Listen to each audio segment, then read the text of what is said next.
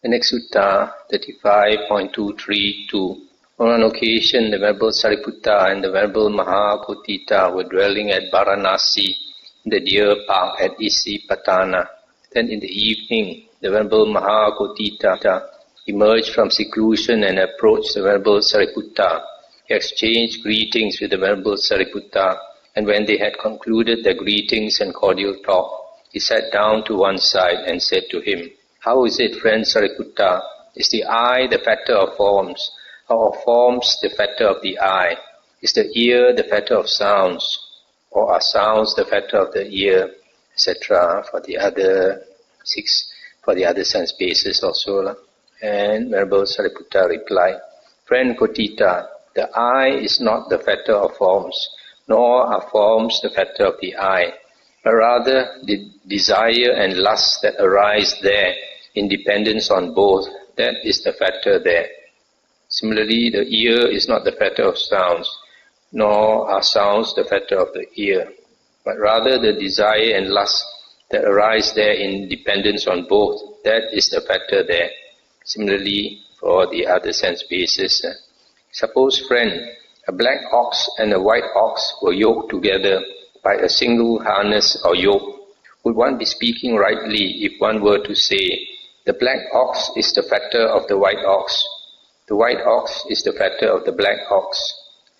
And Venerable Kotita said, "No, friend, the black ox is not the fetter of the white ox, nor is the white ox the fetter of the black ox, but rather the single harness or yoke by which the two are yoked together. That is the fetter there." And Venerable Sariputta said, "So too, friend, the eye is not the fetter of forms." As he repeated what he said, nor are forms the fetter of the eye, but rather the desire and lust that arise there in dependence on both, that is the fetter there. The ear is not the fetter of sounds, nor are sounds the fetter of the ear, but rather the desire and lust that arise there in dependence on both, that is the fetter there. Similarly for the other sense bases. If, friend, the eye were the fetter of forms, or if forms were the fetter of the eye, this living of the holy life could not be discerned for the complete destruction of suffering. But since the eye is not the fetter of forms, nor are forms the fetter of the eye, but rather the desire and lust that arise there in dependence on both is the fetter there, the living of the holy life is discerned for the complete destruction of suffering. If, friend, the ear were the fetter of sounds, or if sounds were the fetter of the ear, this living of the holy life could not be discerned for the complete destruction of suffering. Similarly for the other sense bases. In this way too, friend, it may be understood how that is so. There exists in the Blessed One the eye.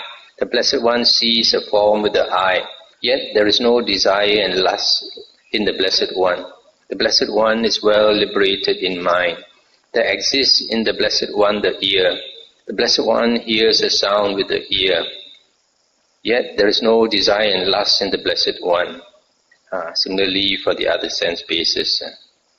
In this way, friend, it can be understood how the eye is not the fetter of forms, nor are forms the fetter of the eye, but rather the desire and lust that arise there in dependence on both is the fetter there. Similarly for the other sense bases. That's the end of the sutta.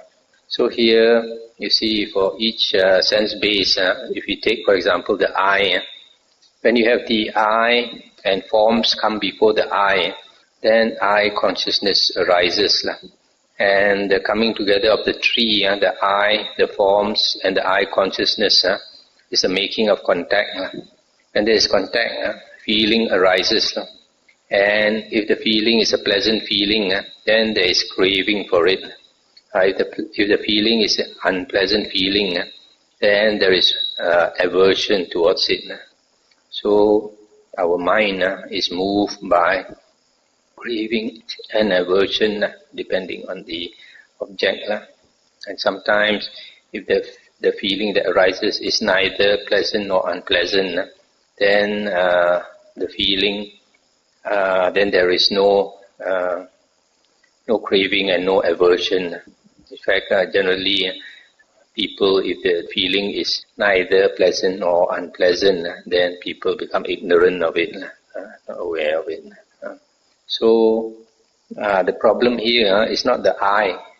The problem is not the forms. The problem is the feeling that arises, giving rise to craving or aversion.